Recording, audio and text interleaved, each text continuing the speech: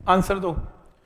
Suppose ये आपके पास एक रॉड है, ये दूसरी रॉड है, ये तीसरी रॉड है, हर का रॉड का मास m है और लेंथ l है, और आपका जो एक्सिस है जिसके अबाउट आपको I निकालना है वो ये है, ये है। इस एक्सिस पे आपको I की वैल्यू बतानी है तीनों की तीनों रॉड्स की। तीनों रॉड्स का अगर ये एक्सिस है तो I क्या होगा, ये क्वेश्चन है। इतना बड़ा मास है रॉड का, डिस्टेंस भी जीरो कैसे होगा। देख वैसे भी तुक्का भी मारूंगा तो m1 r1 स्क्वायर, इसका m2 r2 square, m3 r3, m4 कुछ तो आएगा। तीनों रॉड्स का निकालना है, इसका खुद का जीरो हो सकता है, पड़ोसी रॉड का जीरो कैसे होगा, कुछ तो निकलेगा ही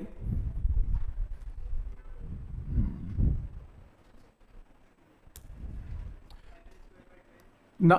ये रॉड नंबर 1 है, ये रॉड नंबर 2 है और ये 3 है। तो तुम तीनों का अलग अलग आंसर निकालो और स्केलर क्वांटिटी को ऐड करो, आंसर आएगा ml स्क्वायर बाय, नहीं आएगा। फाइनल आंसर ठीक नहीं है। m r तो है ही नहीं, l है, ml स्क्वायर नहीं, 5 नहीं आएगा ml स्क्वायर ना, नहीं आता 5 में, नहीं है 5, नहीं है 6 में भी नहीं है, ml नहीं है, 12 नहीं है। तो बोलते जाओ आंसर फटाफट। ml स्क्वायर बाय 3 नहीं है। नेक्स्ट 4 नहीं, नहीं है, 49 नहीं है।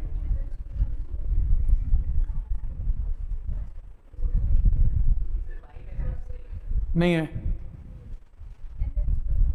नहीं है,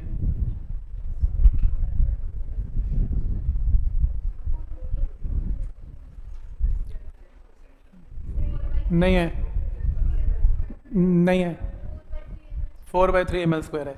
देखो इसमें बेसिकली क्या करना है, ये आपके पास एक एक करके बोलना, ठीक है, एक एक करके। रॉड नंबर 1 बोलो, रॉड नंबर 1 का कंट्रीब्यूशन इस एक्सिस पे क्या होगा I का। रॉड नंबर 1 0, अभी करवाया मैंने। अगर एक्सिस बीच में से पास करते तो रॉड नंबर 1 कहते हैं मैं नहीं कंट्रीब्यूट करूंगी, 0। रॉड नंबर 2, रॉड नंबर 2 के लिए ये एक्सिस क्या है, टेंजेंट। रॉड नंबर 2 के लिए ये एक्सिस क्या है, टेंजेंट। तो टेंजेंट का फॉर्मूला ml स्क्वायर बाय 3। तो रॉड नंबर 2 के लिए टेंजेंट है तो ये क्या बोलेगी, मेरा कंट्रीब्यूशन ml स्क्वायर बाय 3। तो पहली रॉड का आंसर आ गया, दूसरी का आ गया। अब तीसरा बोलो, तीसरा रॉड का भी कोई कंट्रीब्यूशन होगा, कितना, ml स्क्वायर। कैसे, क्योंकि देखो थर्ड रॉड कहती है कि अगर तुम कोई एक्सिस मेरे अंदर से पास करते हो तो देखो मेरा आंसर तो स्ट्रेट वे क्या रहेगा, 0। पर अगर तुम इस एक्सिस के अलोंग ना निकालते हुए इसके पैरेलल एक्सिस पे आंसर पूछते हो तो मैं थ्योरम ऑफ पैरेलल एक्सिस से आंसर दूंगी। Theorem of parallel axis can be applied क्योंकि दो एक्सिस आपस में पैरेलल है।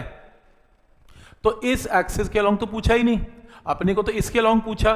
तो ये एक्सिस यहां पर अगर शिफ्ट करना हो तो थ्योरम ऑफ पैरेलल एक्सिस क्या कहती है कि जितना भी मोमेंट इनर्शिया इसका है वो तो होगा ही होगा, प्लस मास इनटू इनके बीच में डिस्टेंस कितना है, L, ml स्क्वायर अलग से ऐड होगा। इसका अगर कंट्रीब्यूशन कुछ होता तो वो भी लगा देता मैं, इसका है ही नहीं। तो 0 + ml स्क्वायर ऐड करो 4/3 ml स्क्वायर। तो पॉइंट समझ में आ रहा है। तो पहले एक्सिस का कंट्रीब्यूशन इस एक्सिस पे 0, इसके सेंटर से पास कर रहा है। दूसरे के लिए टेंजेंट तो ml स्क्वायर बाय 3। तीसरा सीधा आंसर दे ही नहीं सकता, तीसरा क्या करेगा, पहले अपने एक्सिस पे निकालेगा, कुछ आया ही नहीं। तो थ्योरम ऑफ पैरेलल एक्सिस से इस एक्सिस को इसके ऊपर लेके आएगा, that is 0 + ml square. Answer. Point समझ में आ रहा है यहां तक।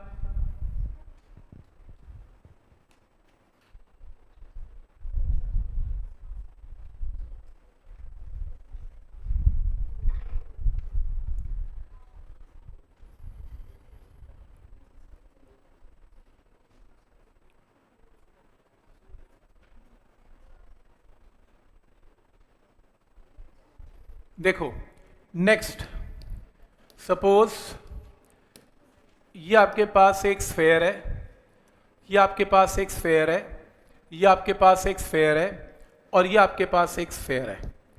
इस स्फेयर के सेंटर्स के बीच में, दीज आर नॉट रॉड्स, ये रॉड नहीं बना रहा, इनके बीच में डिस्टेंस है। चलो मैं डॉटेड बना देता हूं।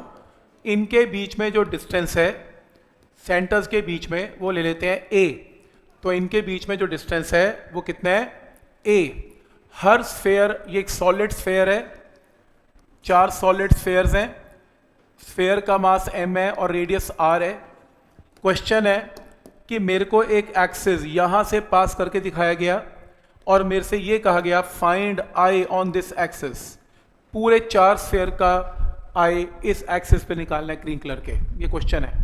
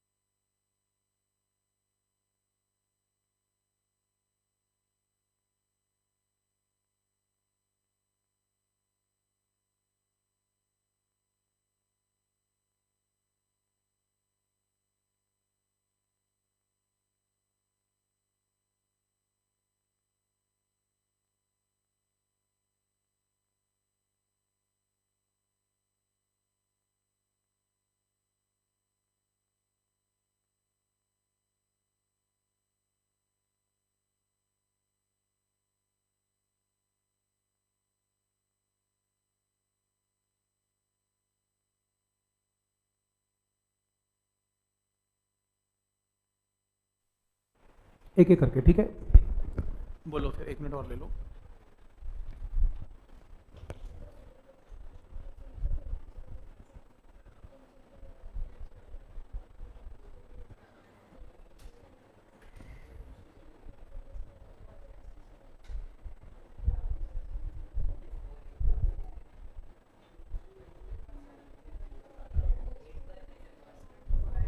ए भी आएगा, आर और ए दोनों आएंगे, एक में आंसर नहीं बोलना।